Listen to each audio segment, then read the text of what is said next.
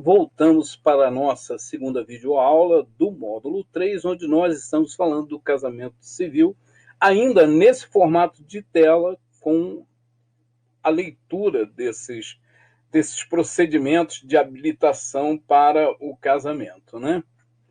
O casamento. Então, nós estamos, inclusive, no slide errado, né? Casamento civil.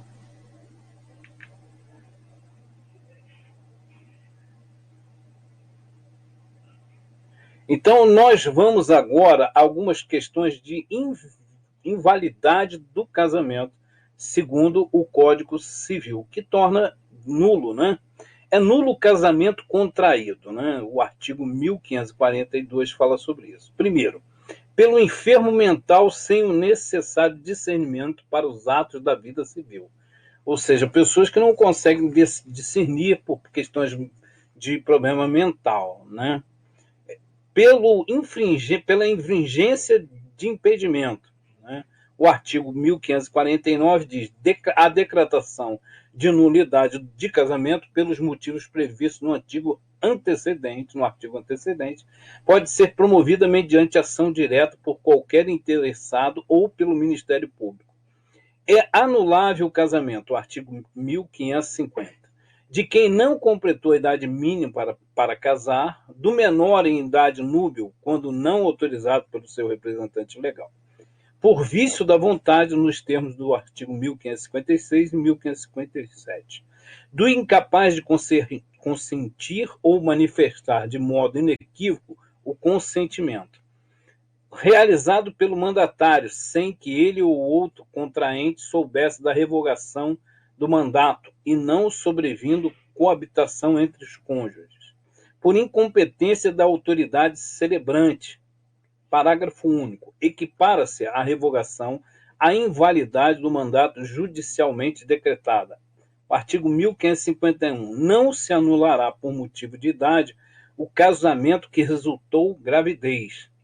A anulação do casamento dos menores de 16 anos será requerida pelo próprio cônjuge menor, por seus representantes legais, por seus antecedentes. O artigo 1553 diz: o menor que não atingiu a idade núbil poderá, depois de completá-la, confirmar seu casamento com autorização de seus representantes legais, se necessário, ou com cumprimento judicial. O artigo 1554 diz: subsiste o casamento celebrado por aquele que, sem possuir competência exigida na lei, exercer publicamente as funções de juiz de casamento e, na qualidade, tiver registrado o ato no registro civil. O artigo 1555. O casamento do menor em idade núbil, quando não autorizado por seu representante legal, só poderá ser anulado se a ação for proposta em 180 dias, por iniciativa do incapaz, ou deixá-la de seus representantes legais e dos seus herdeiros necessários. O inciso do artigo 1º, o prazo estabelecido nesse artigo será contado do dia em que cessou a incapacidade no primeiro caso, a partir do casamento, no segundo e no terceiro, da morte do incapaz. Não se anulará o casamento quando a sua celebração houverem assistido os representantes legais do incapaz ou tiverem, por qualquer modo, manifestado sua aprovação. O artigo 1556, o casamento pode ser anulado por vício da vontade se houver, por parte de um dos nubentes, ao consentir, erro essencial contra a pessoa do outro. Considera-se erro essencial sobre a pessoa do outro cônjuge o que diz respeito à sua identidade, sua honra e boa fama, sendo esse erro tal que o conhecimento ulterior torne insuportável a vida em comum ao cônjuge enganado. A ignorância de crime anterior ao casamento, que por sua natureza torna insuportável a vida conjugal. A ignorância anterior ao casamento de defeito físico irremediável ou de moléstia grave e transmissível pelo contágio ou herança, capaz de pôr em risco a saúde do outro cônjuge ou de sua descendência. A ignorância anterior ao casamento, de doença mental grave, que por sua natureza torna insuportável a vida em comum ao cônjuge enganado. Artigo 1547. Na dúvida entre as provas favoráveis e contrárias, julgar-se-á pelo casamento se os cônjuges cujo casamento se impugna viverem ou tiverem vivido na posse do estado de casados. Né? Invalidades ainda do casamento. Artigo 1558. É anulável o casamento em virtude de coação, quando o consentimento de um dos ambos os cônjuges houver sido captado mediante fundado temor de mal considerável, iminente para sua vida, saúde e honra, sua e de seus familiares. Artigo 1559. Somente o cônjuge que incidiu em erro ou sofreu coação pode demandar a anulação do casamento. Mas a coabitação, havendo ciência do vício, válida o ato, ressalvadas as hipóteses do inciso 3 e 4. O prazo para ser intentada a ação de anulação do casamento a contar da data de celebração é de 180 dias, né, no inciso do artigo 1550. 2 anos se incompetente autoridade celebrante. 3 anos, no caso do inciso 1 e 4. 4 anos se houver coação. Extingue-se em 180 dias o direito de anular o casamento dos menores de 16 anos, contado o prazo para o menor do dia em que perfez essa idade e da data de casamento para seus representantes legais e ascendentes. Na hipótese do inciso 5 do artigo 1550, o prazo para anulação de casamento é 180 dias a partir da data em que o mandante tiver conhecimento da celebração. Código Civil aqui, nós vamos para o capítulo 6. Embora anulável ou mesmo nulo, se contraído de boa-fé por ambos os cônjuges, o casamento em relação a estes como aos filhos produz todos os efeitos até o dia da sentença anulatória. Se um dos cônjuges estava de boa-fé ao celebrar o casamento, seus efeitos civis só a ele e aos filhos aproveitarão. Se ambos estavam de má-fé ao celebrar o casamento, seus efeitos só aos filhos aproveitarão. Antes de mover a ação de nulidade do casamento, a de anulação, a de separação judicial, a de divórcio direto ou a de união estável, poderá requerer parte comprovando sua necessidade. A separação de corpos que será concedida pelo juiz com a possível brevidade. A sentença que decretar a nulidade do casamento retroagirá a data da sua celebração, sem prejudicar a aquisição de direitos, a título oneroso, por terceiros de boa fé, né? Nem a resultante da sentença transitada. O artigo 1564, quando o casamento for anulado por culpa de um dos cônjuges, esse incorrerá na perda de todas as vantagens havidas dos cônjuges inocentes, na obrigação de cumprir as promessas que ele fez no contrato antinupcial. Eficácia do casamento. Artigo 1565. Pelo casamento, homem e mulher assumem mutuamente condição de consortes, companheiros e responsáveis pelos encargos da família. Qualquer dos nubentes, querendo, poderá acrescer ao seu sobrenome o outro. O planejamento familiar é de livre decisão do casal, competindo ao Estado propiciar recursos educacionais e financeiros para o exercício desse direito.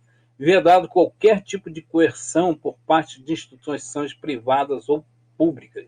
1555. São deveres de ambos os cônjuges: fidelidade recíproca, vida em comum no domicílio conjugal, mútua assistência, sustento, guarda e educação dos filhos, respeito e consideração mútuos.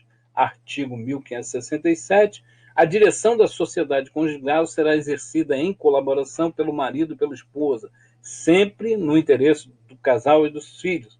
O artigo civil aqui, o capítulo 6, parágrafo único, né? Havendo divergência, qualquer dos cônjuges poderá recorrer ao juiz que decidirá, tendo em consideração aqueles interesses. Artigo 1568. Os cônjuges são obrigados a concorrer na promoção de seus bens e do rendimento do seu trabalho para o sustento da família, educação dos filhos, qualquer que seja o regime patrimonial. O artigo 1569, o domicílio do casal será escolhido por ambos os cônjuges, mas um e outro podem ausentar-se do domicílio conjugal para atender a encargos públicos, ao exercício de sua profissão ou a interesses particulares relevantes. O artigo 1570, se qualquer dos cônjuges estiver em lugar remoto ou não sabido, encarcerado por mais de 180 dias, interditado judicialmente ou privado episodicamente de consciência em virtude de enfermidade ou de acidente, o outro exercerá com exclusividade a direção da família, cabendo-lhe a administração dos bens. Dissolução do vínculo conjugal. A sociedade conjugal termina, segundo o artigo 1571, pela morte de um dos cônjuges, pela nulidade ou anulação do casamento, pela separação judicial, pelo divórcio. Inciso primeiro aqui, o casamento válido só se dissolve pela morte de um dos cônjuges ou pelo divórcio, aplicando-se a presunção estabelecida nesse Código quanto ao ausente. Dissolvido o casamento pelo divórcio direto ou por conversão, o cônjuge poderá manter o nome de casado, salvo no segundo caso, dispondo em contrário a sentença de separação judicial. O artigo 1572, qualquer dos cônjuges poderá propor ação de separação judicial, imputando ao outro qualquer ato de que importe grave violação dos deveres do casamento e torne insuportável a vida em comum. O parágrafo 1, a separação judicial pode também ser pedida se um dos cônjuges provar ruptura da vida em comum há mais de um ano e a impossibilidade da sua reconstituição. O cônjuge pode ainda pedir a separação judicial quando o outro estiver acometido de doença mental grave, manifestada após o casamento, que torne impossível a continuação da vida em comum, desde que, após uma duração de 2 anos, a enfermidade tenha sido reconhecida de cura improvável. No caso do parágrafo 2º, reverterão ao cônjuge enfermo, que não houver pedido a separação judicial, os remanescentes dos bens que levou para o casamento, e se o regime dos bens adotado permitir, a ameação dos adquiridos em constância da sociedade conjugal. O artigo 1573 podem caracterizar a impossibilidade da comunhão de vida a ocorrência de alguns dos seguintes motivos: adultério, tentativa de morte, sevícia ou injúria grave, abandono voluntário do lar conjugal durante um ano contínuo, condenação por crime infamante, conduta desonrosa. Parágrafo único. O juiz poderá considerar outros fatos que tornem evidente a impossibilidade de vida em comum. Artigo 1574. Dar-se-á a separação judicial por mútuo consentimento dos cônjuges se forem casados por mais de um ano e o manifestarem perante o juiz, sendo por ele devidamente homologada a convenção. Parágrafo único. O juiz pode recusar a homologação e não decretar a separação judicial se apurar que a convenção não preserva suficientemente os interesses dos filhos ou dos cônjuges. Artigo 1575. A sentença de separação judicial importa a separação de corpos e a partilha de bens. Parágrafo único. A partilha de bem poderá ser feita mediante proposta dos cônjuges homologada pelo juiz ou por esta decidida. Artigo 1576. A separação judicial põe termos aos deveres de coabitação e fidelidade recíproca e ao regime de bens. Parágrafo único. O procedimento judicial da separação caberá somente aos cônjuges e, no caso de incapacidade, serão representados pelo curador, pelo ascendente ou pelo irmão. Artigo 1577. Seja qual for a causa da separação judicial e o modo como esta se faça, é lícito aos cônjuges restabelecer a todo tempo a sociedade conjugal por ato regular em juízo. Parágrafo único. A reconciliação em nada prejudicará o direito de terceiros adquirido antes e durante o estado de separado, seja qual for o regime de bens. Ainda sobre a dissolução, nós falamos do artigo 1578. O cônjuge declarado culpado na ação de separação judicial perde o direito de usar o sobrenome do outro, desde que expressadamente requerido pelo cônjuge inocente, e se a alteração não acarretar evidente prejuízo para sua identificação, manifesta distinção entre o seu nome de família e dos filhos havido na união dissolvida, dano grave reconhecido na decisão judicial. O artigo aqui primeiro, o parágrafo primeiro, o cônjuge inocente na ação de separação judicial poderá renunciar a qualquer momento ao direito de usar o sobrenome do outro. Nos demais casos, caberá a opção pela conservação do nome de casado, no artigo 1579, o divórcio não modificará os direitos e deveres dos pais em relação aos filhos. Parágrafo único. Novo casamento de qualquer dos pais ou de ambos não poderá importar restrições dos direitos e deveres previstos nesse artigo.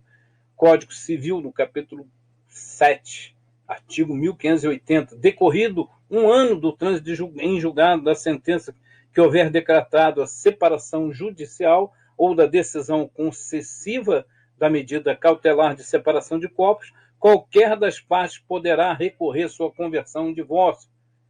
Parágrafo, inciso 1º, a conversão em divórcio da separação judicial dos cônjuges será decretada por sentença da qual não constará referência à causa que a determinou. O divórcio poderá ser requerido por um ou por ambos os cônjuges, no caso comprovada a separação de fato por mais de 2 anos.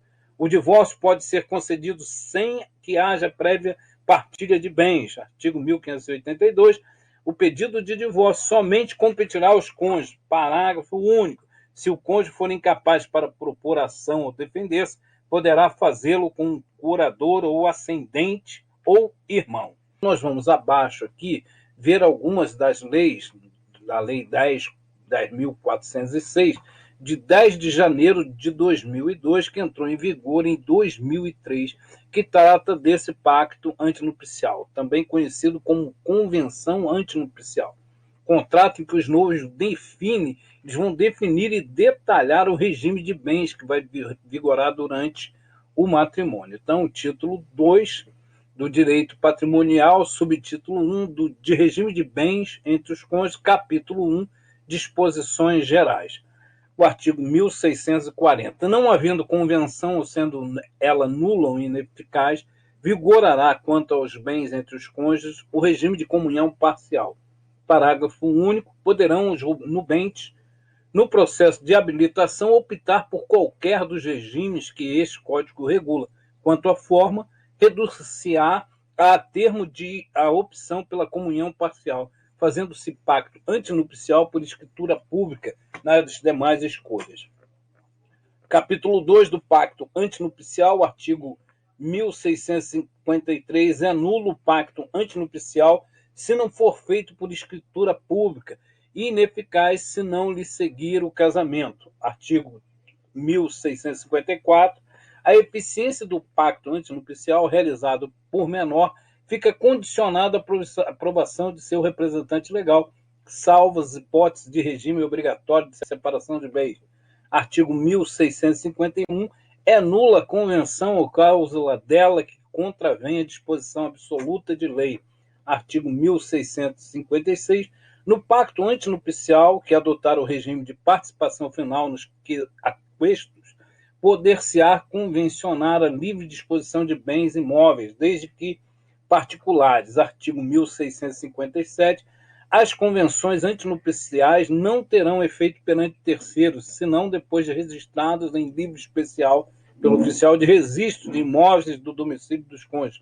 Capítulo 4, capítulo 3º, do regime de separação de bens. Ambos os cônjuges são obrigados a contribuir para as despesas do casal na proporção dos rendimentos do seu trabalho e de seus bens, salvo estipulação em contrário no pacto antinupcial.